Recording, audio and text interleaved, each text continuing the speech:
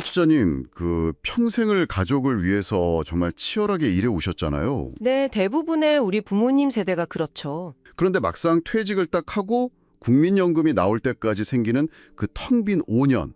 이 5년을 어떻게 견디실 겁니까? 시작부터 굉장히 무거운 질문이네요. 하지만 누구에게나 다가오고 반드시 직면해야만 하는 현실이죠. 맞아요. 전문가분들은 이 구간을 두고 막 소득 크레바스, 이런 다소 좀 어려운 학술적인 용어를 쓰시더라고요. 네, 빙하의 갈라진 틈에 비유한 거죠. 네네. 하지만 저는 우리 청취자분들께 그냥 아주 직관적으로 말씀드리고 싶어요. 월급은 오늘 딱 끊겼는데 나를 구제해줄 연금은 한참 뒤에나 나오는 정말 무서운 소득 절벽 구간이라고요. 소득 절벽, 아주 정확한 표현입니다. 오늘 저희가 준비한 이 딥다이브 끝까지 듣지 않으시면요. 청취자님이 평생 모으신 그 소중한 퇴직금에서 생돈 수백만 원이 건강보험료 같은 고정지출로 그냥 허무하게 날아갈 수도 있습니다. 정말입니다. 몰라서 날리는 돈이 생각보다 엄청나거든요. 그래서 오늘 저희는 방대한 정부 정책 자료부터 금융권의 은퇴 설계 보고서 또 최근 노동시장 다큐멘터리까지 아주 심층적으로 싹 다 분석을 해봤습니다. 자, 이 5년의 공백을 어떻게 해체하고 내 삶에 맞게 재조립할 것인가 하나씩 파헤쳐보죠. 네, 우선 본격적인 이야기에 앞서서 이 소득 절벽이 왜 생겨났는지 그 구조적인 배경을 잠깐 짚고 넘어가는 게 좋을 것 같습니다. 왜 굳이 5년이라는 틈이 생겼냐는 거죠? 맞습니다. 2026년 현재 대한민국의 법정 정년은 60세잖아요. 네, 60세죠. 그런데 국민연금을 온전히 100% 수령하기 시작하는 나이는 65세입니다. 이게 사실 처음부터 5년 차이가 났던 건 아니거든요. 그럼 옛날에는 정년 퇴직하자마자 바로 연금을 받았었나요? 네, 과거 1998년에 연금 개혁을 하기 전에는 그랬습니다. 그런데 기금 고갈을 막으려고 수령 연령을 60세에서 65세로 점진적으로 늦췄단 말이죠. 연금 받는 나이는 뒤로 미뤘는데 맞아요. 노동시장의 정년 연장 속도는 그만큼 안 늘어난 겁니다. 기업들이 부담스러워하니까요. 그러다 보니 구조적으로 이 5년이라는 시스템적인 공백이 떡하니 발생해 버린 거죠. 그러니까 내가 뭔가 준비를 잘못해서 생기는 틈이 아니라 국가 시스템의 엇박자 때문에 생긴 공백이라는 거네요. 정확합니다. 그래서 오늘의 딥다이브 미션은 그냥 이 5년을 공포에 떨면서 버티는 게 아닙니다. 제도를 철저하게 분석해서 오히려 이 기간을 인생 2막의 도약대로 만드는 약간 현실적인 시스템 해킹 방법을 찾아내는 겁니다. 시스템 해킹, 좋네요. 그럼 바로 첫 번째 문제로 넘어가 보죠. 퇴직하고 나서 제일 먼저 마주하는 공포. 바로 나도 모르게 쑥쑥 빠져나가는 지출입니다. 네, 숨만 쉬어도 나가는 돈이죠. 그중에서도 많은 은퇴자분들을 완전 패닉에 빠뜨리는 게 바로 건강보험료 문제입니다. 보통은 이런 아주 논리적인 착각을 하잖아요. 어떤 착각이죠? 내가 이제 퇴직을 했으니까 내 근로소득은 영원이네. 그럼 당연히 건강보험료도 확 줄어들겠지. 이렇게요. 그렇죠. 상식적으로는 그렇게 생각하는 게 당연합니다. 그런데 저희가 자료를 보면서 확인한 현실은 정반대였죠. 맞아요. 저도 그 데이터 보고 정말 깜짝 놀랐거든요. 아니, 소득이 없는데 건보료가 왜 오릅니까? 그게 직장 가입자에서 지역 가입자로 전환되는 순간 건강보험료를 매기는 과세 표준 자체가 완전히 달라지기 때문입니다. 과세 표준이요? 어떻게 달라지는데요? 우리가 직장이라는 시스템 안에 있을 때는요.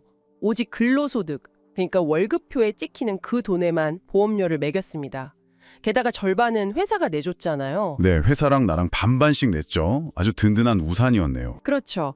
그런데 퇴직을 하고 지역가입자가 딱 되는 순간 소득은 물론이고 본인 명의로 된 아파트, 토지, 심지어 자동차 같은 이런 재산을 기준으로 부과 기준이 확 바뀝니다. 잠깐만요. 그게 사실 메커니즘적으로 약간 이해가 안 되거든요. 건강보험료는 말 그대로 소득이 비례해서 내는 세금 성격이잖아요. 네, 원칙적으로는 그렇죠. 근데 왜 갑자기 소득이 아니라 내가 가진 재산에다가 세금을 매기는 쪽으로 바뀌는 건가요? 이거 마치 소득세 내던 사람이 하루아침에 부유세 내는 느낌으로 튕겨나가는 건데요. 아주 날카로운 지적입니다. 이게 역사적인 배경이 좀 숨어 있거든요. 역사적 배경이요? 네, 과거 70년대, 80년대에 이 제도를 처음 설계할 당시만 해도 국세청이 자영업자나 지역가입자들의 실제 소득을 투명하게 파악할 수 있는 인프라가 없었어요. 카드 결제도 없고 다 현금 써던 시절이니까 진짜 얼마를 버는지 국가가 몰랐군요. 맞습니다. 그래서 정부가 고안해낸 게 소득을 모르겠으니 겉으로 드러나는 큼지막한 재산이나 자동차를 소득의 대체 지표로 삼자 이렇게 된 거죠. 아하, 겉으로 보이는 재산이 많으면 돈도 많이 벌겠지 하고 추정을 해버린 거네요. 네, 그런데 문제는 지금 국세청의 소득 파악률이 90%를 넘는 시대잖아요. 그렇죠. 요즘 현금 쓰는 사람 거의 없으니까요. 그런데도 이 과거의 유산이 법에 그대로 남아 있다는 겁니다. 결국 그 수도권에 아파트 한 채만 달랑 가지고 있어도 당장 통장에 들어오는 현금은 10원도 없는데 건보료는 직장 다닐 때보다 2배, 3배 폭등하는 기현상을 겪게 되는 겁니다. 와, 시스템 발전 속도가 현실을 못 따라가서 은퇴자들이 독박을 쓰는 구조적인 함정이군요. 정말 억울한 상황이죠. 그럼 이 불합리한 재산 기반 과세 폭탄, 이거 피할 방법 없는 겁니까? 분명히 막을 수 있는 합법적인 방패도 있을 텐데요. 다행히 있습니다. 제도의 허점을 정부도 알기 때문에 만들어진 임의계속가입이라는 특대 제도입니다. 임의계속가입이요? 이름이 좀 어려운데요? 쉽게 말해서 퇴직 후 지역가입자로 전환이 되더라도 본인이 원하면 최대 36개월, 즉 3년 동안은 직장 다닐 때 내던 그 수준의 저렴한 보험료만 낼 수 있게 유예를 해주는 안전장치입니다. 오, 3년이나 시간을 벌어준다고요? 네, 게다가 직장 가입자 시절의 혜택을 그대로 연장해주는 거라서 아내나 남편을 내 밑에 피부양자로 올릴 수 있는 권리도 그 3년 동안 똑같이 유지됩니다. 와, 건보료도 묶어두고 가족들도 내 밑으로 넣을 수 있고 이건 진짜 청취자님들 지금 당장 메모하셔야겠네요. 네, 정말 중요한 제도입니다. 그런데 잠깐만요. 이렇게 혜택이 좋은데 왜 제 주변 은퇴자분들은 이걸 몰라서 건보료 폭탄을 맞는 걸까요? 그게 이 제도가 철저하게 기한 제한적 신청주의로 작동하기 때문입니다. 기한 제한적이요? 네, 가만히 있으면 국가가 알아서 챙겨주지 않는다는 뜻이죠. 퇴직하고 지역가입자로 전환된 뒤에 집에 처음 고지서가 날아오잖아요. 네, 종이고지서 날아오죠. 그 고지서에 적힌 납부 기한에서 딱 2개월이 지나기 전에 무조건 공단에 신청해야 합니다. 이 2달의 골든타임을 단 하루라도 넘기면 하루라도 넘기면요? 그 어떤 핑계를 대도 예외 없이 혜택을 받을 수 없습니다. 아예 신청 자체가 안 됩니다. 세상에, 납부 기한 후 딱 2달이군요. 퇴직하고 이것저것 신경 쓰다 보면 2달은 그냥 훅 지나갈 텐데 정말 정신 똑바로 차려야겠네요. 맞습니다. 그래서 꼭 메모해 두셔야 해요. 그런데요, 여기서 조금 더 근본적인 질문이 하나 생깁니다. 굳이 내가 그 복잡하게 임의계속가입을 신청할 필요 없이 아직 직장에 잘 다니고 있는 자녀 밑으로 쏙 들어가면 되는 거 아닌가요? 피부양자 등록 말씀이시군요. 네네. 자녀 직장 건강보험에 피부양자로 얹혀가면 나는 건보료 아예 1원도 안 내도 되는 거잖아요. 이게 사실 가장 전통적이고 확실한 은퇴자들의 방어 전략이었단 말이죠. 과거에는 정말 그게 완벽한 전략이었죠. 하지만 지금은 그 피부양자라는 튼튼했던 동아줄이 다 끊어지고 있습니다. 끊어진다고요? 왜요? 2020년 현재 이 피부양자 자격 요건이 유례 없이 깐깐해졌거든요. 연간 사업소득, 금융소득, 연금소득 이걸 싹 다 합친 총소득이 2천만 원 이하여야 합니다. 1년에 2천만 원이요? 네, 게다가 재산세 과세 표준은 5억 4천만 원 이하여야 하고요. 만약 재산이 5억 4천에서 9억 원 사이다. 그러면 연소득 한도는 1,000만 원 이하로 훨씬 더 과혹하게 떨어집니다. 아니, 연소득 2천만 원이면 한 달에 한 160만 원 꼴이잖아요. 그렇죠. 나중에 국민연금 좀 받고 그동안 모아둔 예금이자 몇 푼 나오면 이 낮은 허들은 그냥 바로 넘어버리겠는데요? 정부가 왜 이렇게까지 과혹하게 피부양자를 철어내는 걸까요? 거시적으로 보면 인구 구조의 변화, 즉 고령화 때문입니다. 과거에는 일하는 젊은 청년층이 워낙 많았으니까 은퇴한 부모 세대를 다 피부양자로 얹어줘도 건강보험 기금이 아주 넉넉하게 버틸 수 있었어요. 십시일반이 가능했다는 거군요. 네. 그런데 지금은 부양해야 할 노년층이 너무 급증하면서 기금 고갈 위기가 완전 코앞에 닥친 거죠. 결국 정부는 가족 단위로 보장하던 패러다임을 철저하게 개인 단위의 부담으로 바꾸고 있는 겁니다. 그러니까 어떻게든 피부양자 문턱을 낮춰서 소득이나 재산이 조금이라도 있는 은퇴자들은 싹 다 지역가입자로 편입시켜서 보험료를 걷겠다 이거네요. 명확한 정책적 의도죠. 그렇기 때문에 아까 제가 말씀드린 그 3년짜리 방패, 임의 계속가입 제도의 중요성이 과거 그 어느 때보다도 커진 겁니다. 이제 명확하게 이해가 됩니다. 이게 단순한 숫자의 변화가 아니라 국가의 거대한 인구 구조 변화가 지금 당장 내 지갑에 직접적인 타격을 주고 있는 거네요. 맞습니다. 그래서 제도를 알아야 방어가 되는 겁니다. 좋습니다. 자, 그럼 우리가 이미 계속가입 제도를 써서 어떻게든 3년 동안은 방어선을 구축했다고 가정을 해볼게요. 네. 근데 이건 어디까지나 나가는 돈을 막은 거잖아요. 여전히 내 통장에 꽂히는 수입은 0원이라는 사실은 변함이 없어요. 맞습니다. 방어만 해서는 5년을 버틸 수 없죠. 이제는 현금 흐름을 직접 창출하는 약간 공격전으로 넘어가야 할 텐데요. 보통 직장인들이 퇴사할 때 가장 먼저 떠오르는 게 실업급여잖아요. 그렇죠. 최고의 안전망이죠. 근데 정년퇴직은 내가 정해진 나이가 돼서 자발적으로 나가는 건데 그래도 실업급여를 받을 수 있는 겁니까? 정년퇴직하면 못 받는 줄 아시는 분들이 정말 많거든요. 네, 정말 많은 분들이 오해하시는 핵심적인 부분입니다. 법적으로 정년퇴직은 자발적 퇴사가 아닙니다. 근로계약 기간의 만료로 간주되죠. 아, 내 의지로 나간 게 아니라 계약이 끝난 거다. 그렇습니다. 따라서 고용보험 가입 기간이 10년 이상이고 만 50세 이상이시라면 퇴직 후에 최대 270일, 즉 약 9달 동안이나 구직급여를 받으실 수 있습니다. 9달이요. 와, 조건만 맞으면 정말 엄청난 소중한 종잣돈이 되겠네요. 그럼요. 초기 소득 크레바스를 버티는 가장 강력한 무기입니다. 그런데 제도의 메커니즘을 가만히 생각해 보니까 약간 모순적인 상황이 벌어질 것 같거든요. 어떤 모순이요? 만약에 제가 9달치 급여를 배정받았어요.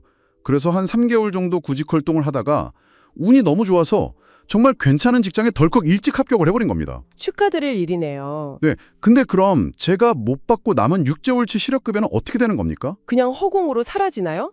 원칙적으로는 실업 상태가 끝났기 때문에 실업급여 지급은 그날로 중단됩니다. 거봐요, 바로 그 지점입니다. 사람의 심리라는 게 내가 당장 취업하면 저 6개월치 남은 공돈이 다 날아간다고 생각할 거 아니에요. 네, 사람이라면 누구나 그렇게 생각하죠. 그럼 당연히 취업을 미루지 않을까요? 합격 통보를 받아도 저 좀 한 6개월 뒤에 출근할게요 이러거나 아예 9개월을 소파에 누워서 꽉 채워 신 다음에 구직을 시작하는 게 훨씬 경제적으로 이득처럼 보이거든요. 맞습니다. 이게 제도가 오히려 사람들을 무기력하게 만드는 약간 행동 경제학적인 함정에 빠진 거 아닙니까? 정확히 그 맹점을 짚으셨습니다. 그런데 정부도 바보가 아니거든요. 당연히 그런 도덕적 해이나 경력 단절의 함정을 막기 위해서 아주 훌륭한 카드를 하나 준비해 두었습니다. 오, 카드가 있나요? 네, 바로 조기 재취업 수당이라는 숨겨진 보너스 제도입니다. 이 전체 그림을 이해하시면 남은 실업급여 타겠다고 취업을 일부러 미루는 게 얼마나 엄청난 손해인지 아시게 될 겁니다. 조기 재취업 수당이요. 그게 정확히 어떻게 작동하길래 취업을 서두르게 만드는 건가요? 일종의 시간 차익 거래라고 생각하시면 아주 쉽습니다. 전체 실업급여 일수의 절반, 그러니까 2분의 1이 지나기 전에 재취업에 성공을 하면요. 네, 절반 전에 취업하면요. 내가 받지 못하고 남은 실업급여 있죠. 그거의 딱 절반을 일시불로, 목돈으로 지급해주는 제도입니다. 아, 절반을 그냥 현찰로 싸준다고요? 네, 예를 들어서 아까 270일을 배정받은 분이 135일 이내에 운 좋게 취업을 했다. 그러면 새 직장에서 매달 월급을 받으면서 동시에 남은 실업급여의 절반을 보너스처럼 타내는 겁니다. 와, 대박인데요? 일찍 취업했다고 혜택을 뺏는 게 아니라 오히려 노동시장에 빨리 돌아왔다고 정부가 파격적인 리워드를 주는 거네요. 그렇죠. 겹치는 기간 동안은 월급하고 수당은 이중으로 받는 셈이니까 개인 입장에서는 무조건 이득입니다. 아, 정부가 원하는 빠른 노동시장 복귀, 그리고 개인이 원하는 수익 극대화, 이 두 가지 인센티브를 정말 절묘하게 일치시켜 놓았군요. 네, 아주 잘 살게 된 제도죠. 근데 정부가 이렇게 수백만 원씩 목돈을 주면서까지 굳이 빨리 취업시키려는 진짜 속마음, 그 이유는 뭘까요? 크게 두 가지 이유가 있는데요. 첫째는 당연히 고용보험 기금을 아끼기 위해서입니다. 아, 절반이라도 아끼자. 9개월이라는 시간이 집에서 쉴 때는 되게 짧게 느껴지지만 노동시장에서 벗어나 있기에는 엄청나게 긴 시간입니다.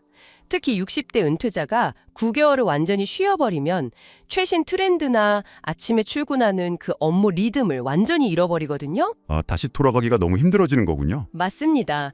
영영 재취업 시장에서 도태될 확률이 기하급수적으로 높아지니까 국가 차원에서 그걸 막는 거죠. 깊이 공감합니다.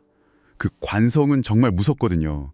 근데 이렇게 좋은 보너스를 주려면 조건이 막 엄청 까다롭거나 그렇지 않나요? 네, 당연히 악용하는 걸 막기 위한 장치들이 있습니다. 일단 퇴직했던 이전 직장과 완전 똑같은 곳에 다시 재고용되면 안 되고요. 아, 꼼수 취업을 막으려고요? 네, 그리고 정부가 고시한 일정 수준 이상의 고임금 직장, 예를 들어서 2026년 기준으로 월 574만 원 이상 받는 곳에 취업을 하시면 이 수당은 받을 수 없습니다. 돈 많이 받으면 양보해라, 이거네요. 그렇죠. 그리고 가장 중요한 조건이 하나 더 있는데 재취업한 그 새로운 직장에서 최소 12개월 이상 계속 고용이 유지되어야만 1년 뒤에 이 수당을 청구할 수 있습니다. 아, 1년을 꼭 참고 다녀야지만 보너스가 확정되는 거군요. 잠깐만 다니다가 수당만 먹튀하는 걸 막기 위해서네요. 정확합니다. 그런데요, 전문가님. 여기서 제가 한 가지 아주 현실적인 의문이 듭니다.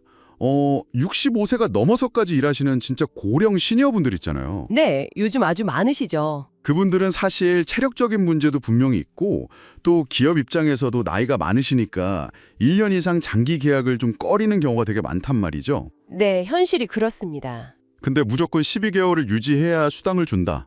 이건 너무 높은 장벽 아닙니까? 아, 그 부분 역시 제도가 아주 현실적으로 진화했습니다.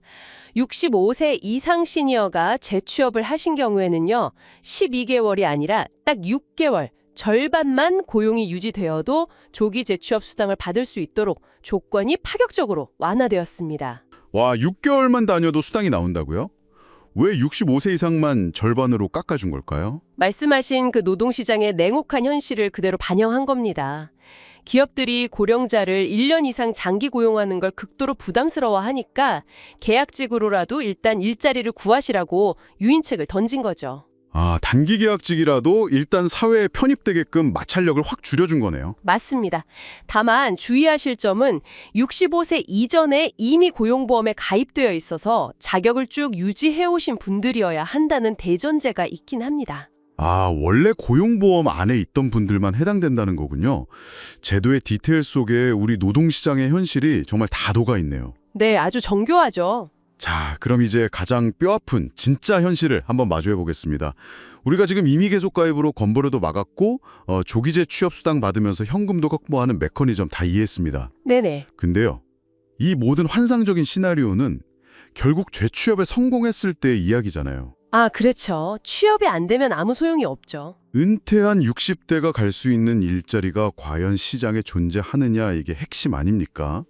게다가 예전에 그 화려했던 대기업 임원 명함 다 내려놓고 완전 생초보로 돌아가야 하는 그 심리적인 장벽도 엄청날 텐데요. 맞습니다. 사실 기술적인 스펙보다 그 심리적인 자아의 재설정이 가장 먼저 선행되어야만 하죠. 그렇죠. 내가 왕년에 말이야, 이거 버려야 되잖아요. 네. 그런데 생각보다 우리 시니어분들 대단하십니다. 최근 EBS 다큐멘터리를 보면요. 서울대 사범대 출신의 고등학교 교장 선생님이 지방으로 내려가서 기숙사 생활을 하며 용접을 배우시고요. 세상에, 교장 선생님이 용접을요? 네. 그리고 외국계 은행 지점장 출신이 요리학원에서 땀 뻘뻘 흘리며 웍을 돌리는 생생한 일화들이 나옵니다. 와, 자존심 다 버리고 진짜 완전 초보, 요린이로 돌아가신 거네요. 네. 철저하게 백지 상태에서 새로운 기술을 배우시는 거죠. 진짜 이건 우리 자녀 세대들에게도 꼭 알려줘야겠어요. 우리 부모님 세대가 이렇게 치열하게 인생 2막을 준비하고 계시다는 걸요. 정말 존경스러운 모습입니다. 그리고 시장 상황이 그렇게 비관적인 것만도 아닙니다. 2026년 기준으로 정부나 지자체가 창출하는 노인 일자리가 무려 115만 개에 달하거든요. 115만 개요? 와, 숫자는 엄청난데 솔직히 정부 일자리라고 하면 그냥 길거리에서 조끼 입고 쓰레기 주우시거나 횡단보도 깃발 드는 그런 단순 노무직을 먼저 떠올리게 되거든요. 네, 보통 공공근로를 많이 생각하시죠. 전문직으로 한평생 일하신 분들의 경력을 살리기엔 좀 안 맞지 않나? 그런 생각도 들고요. 아, 그게 바로 우리가 깨야 할 가장 큰 편견입니다.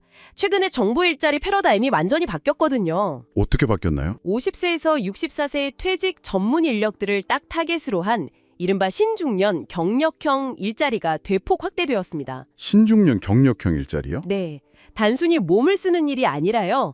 금융, 재무, 인사, IT, 마케팅 이런 분야에서 수십 년간 쌓은 고급 노하우를 지역사회나 영세한 중소기업의 컨설팅에 투입하고 정당한 임금을 받는 시스템입니다. 오, 멘토나 컨설턴트로 파견을 나가는 거군요.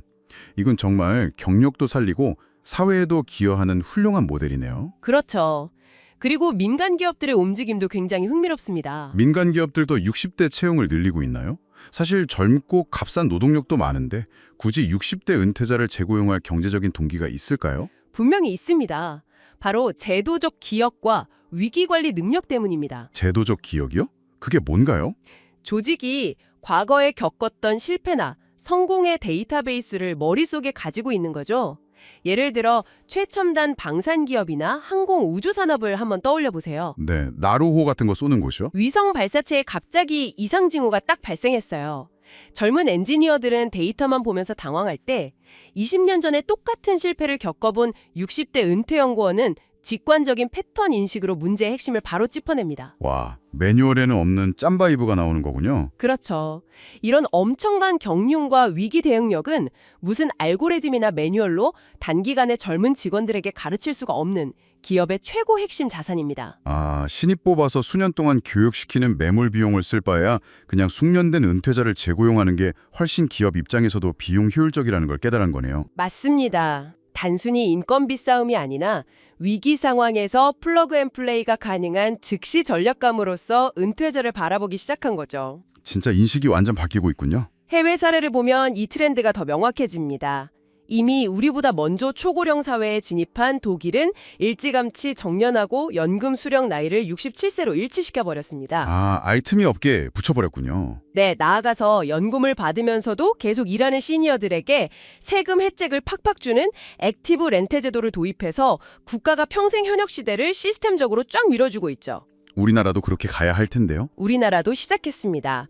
기업이 정년을 넘긴 근로자를 계속 고용하면 근로자 1명당 최대 3년간 분기별로 90만 원씩 정부가 지원하는 고령자 계속고용 장려금 제도가 활성화되고 있거든요. 와, 시스템이 정말 이렇게 촘촘하게 뒤에서 변하고 있었네요. 네, 엄청난 속도로 변하고 있습니다. 그럼 결국 개인이 이런 변화된 시스템에 적극적으로 접속을 하는 수밖에 없겠군요. 맞습니다. 제가 여기서 아주 현실적인 팁을 하나 드릴게요. 가장 쉬운 접근법이 뭔지 아십니까? 바로 동사무소, 요즘 말로 주민센터 복지창고에 찾아가시는 겁니다. 아, 발품을 파는 거군요. 네, 가셔서 딱 한마디만 하세요. 저 60세 이상 맞춤복지 브리핑 좀 받으러 왔습니다. 이렇게요. 오, 당당하게 요구하는 거네요. 그럼 담당자가 대중교통비 지원, 문화누리카드 같은 쏠쏠한 소소한 혜택부터 시작해서요. 내 경력에 맞는 지역 연계 일자리 풀까지 다 알아서 챙겨서 안내를 해줍니다. 여러분, 정보는 가만히 앉아있는 사람을 절대 알아서 찾아오지 않습니다. 정말 100% 동의합니다.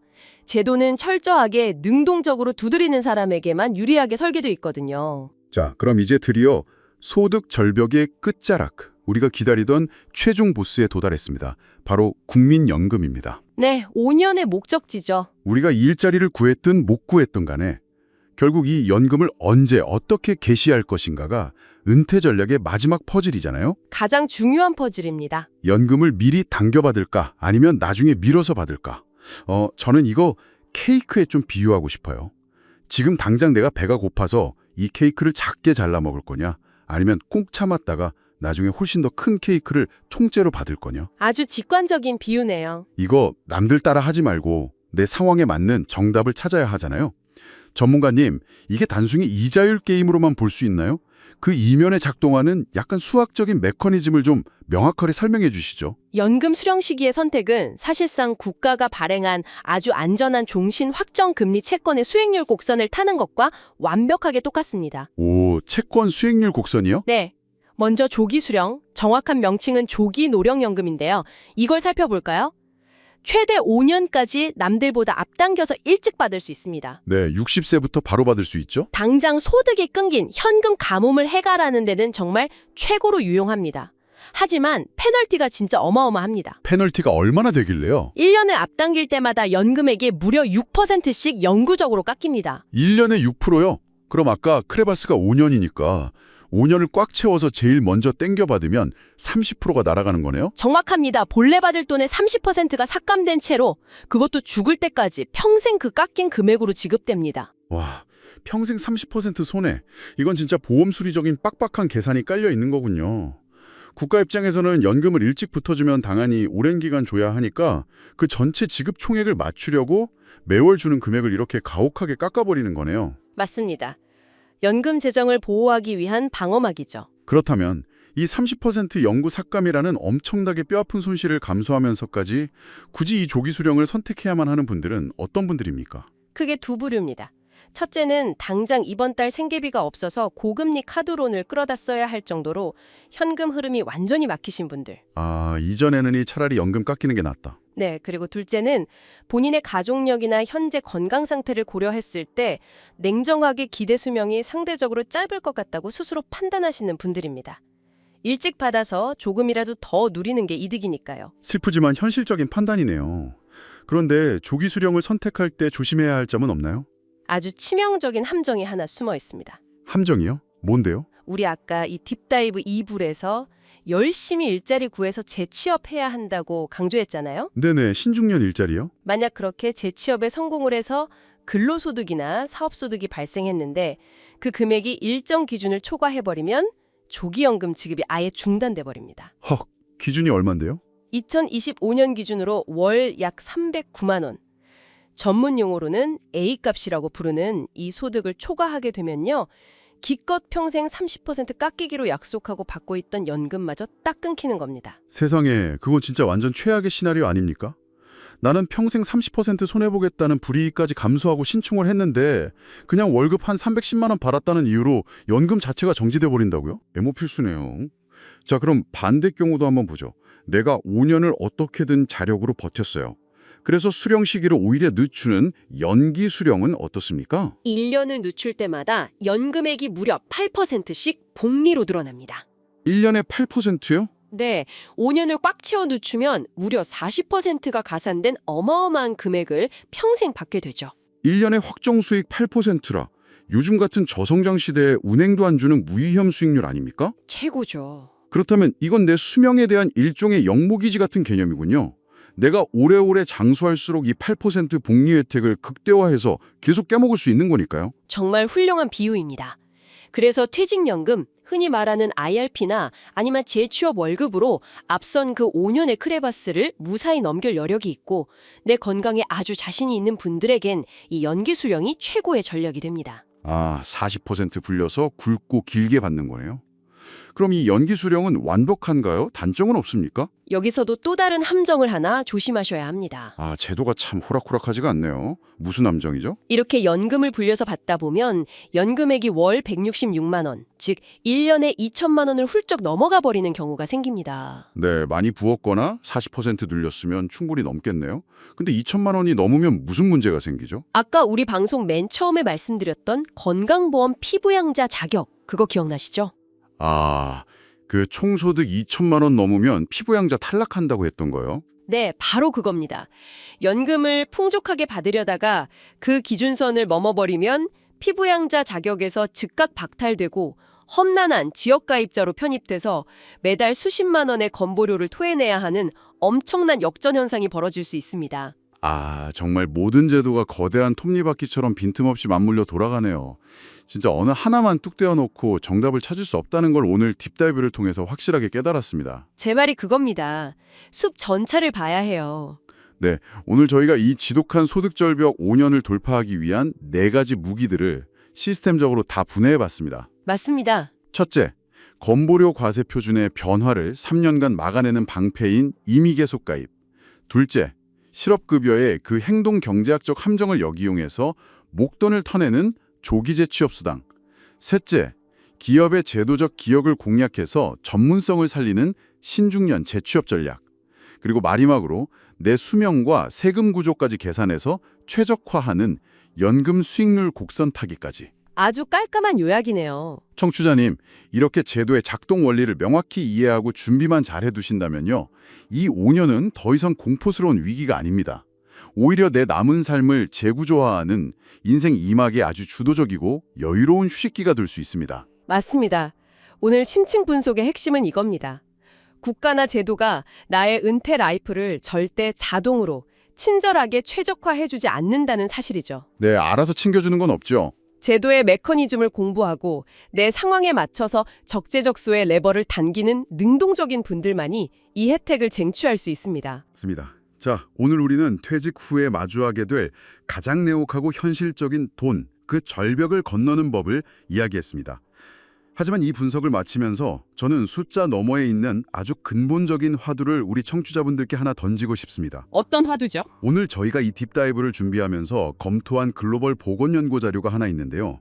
거기 따르면 은퇴를 하고 나서 재취업이나 지역사회 모임 같은 이런 세상과의 접점을 완전히 끊어버리고 고립되는 순간 조기 사망 위험이 무려 26%나 급증한다고 합니다. 26%나요? 엄청난 수치네요. 네, 게다가 사람들과 대화하면서 뇌에 주어지는 사회적 자극이 소멸하니까 치매 발병률도 수직으로 상승한다고 하고요. 아, 경제적인 소득이 끊기는 것보다 인간관계나 내 사회적 역할이 단절되는 게 생물학적으로 내 몸에 훨씬 더 치명적인 타격을 준다는 뜻이군요. 네, 정확히 그렇습니다. 청취자님, 그 어둡고 긴 은퇴라는 터널을 지나면서 우리가 진짜로 잃어버리지 말아야 할, 끝까지 지켜야 할 가장 큰 자산은 무엇일까요? 매달 꼬박꼬박 통장에 꽂히던 월급일까요? 아니면 숱한 세월 세상과 부대끼며 만들어온 사람들과의 연결고리일까요? 참 많은 생각을 하게 만드는 질문이네요. 돈으로 깊게 파인 크레바스는 오늘 저희가 배운 전략들로 어떻게든 메워나갈 수 있습니다. 하지만 한번 단절되어 버린 사회적인 관계나 건강은 그 어떤 많은 연금을 쏟아부어도 다시 살 수가 없잖아요. 네, 절대 살 수 없죠. 청취자님, 내일 아침에 눈을 딱 떴을 때 여러분은 가장 먼저 누구에게 안부 전화를 걸어서 이 세상과 다시 연결되시겠습니까? 그 질문을 마음속에 남겨두면서 오늘의 딥다이브는 여기서 모두 마치겠습니다. 끝까지 함께해 주셔서 감사합니다.